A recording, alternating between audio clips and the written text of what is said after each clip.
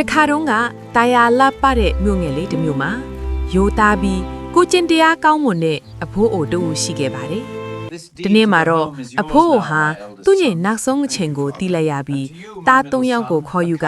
ပိုင်ဆိုင်သမျှအမွေခွဲပေးလိုက်ပါတယ်။နှစ်တွေကြာလာတဲ့အခါတားကြီးရခဲ့တဲ့အိမ်ကဟောင်းနှွမ်းပျက်စီးသွားသလိုတားလက်ရခဲ့တဲ့နွားကလည်းအိုမင်းပြီးအသုံးမဝင်တော့ပါဘူး။ဒါပေမဲ့တားငယ်ကတော့သူရခဲ့တဲ့ပစိန်တလက်ကိုအတုံးချပြီးလက်သမားအလုပ်ကိုအပတ်တကုတ်စ조사လုပ်ကင်ပါတယ်။မကြခင်မှာပဲသူဟာကိုယ်ပိုင်အိမ်တစ်နဲ့နွားအုပ်ကြီးကိုပိုင်ဆိုင်နိုင်တဲ့အထိအဆင်ပြေအောင်မြင်လာခဲ့ပါတယ်။ဒါကိုမြင်တဲ့အကိုနှစ်ယောက်ကမနာလိုဖြစ်ပြီး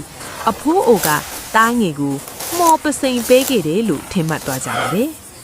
ဒါနဲ့သူတို့ပစိန်ကိုခိုးယူပြီးလျှို့ဝှက်ချက်တွေကိုရှာဖွေပြီးမဲ့ဘာမှမထူးကြတဲ့တာမန်ပစိန်တလက်ပဲဖြစ်နေခဲ့တာလေ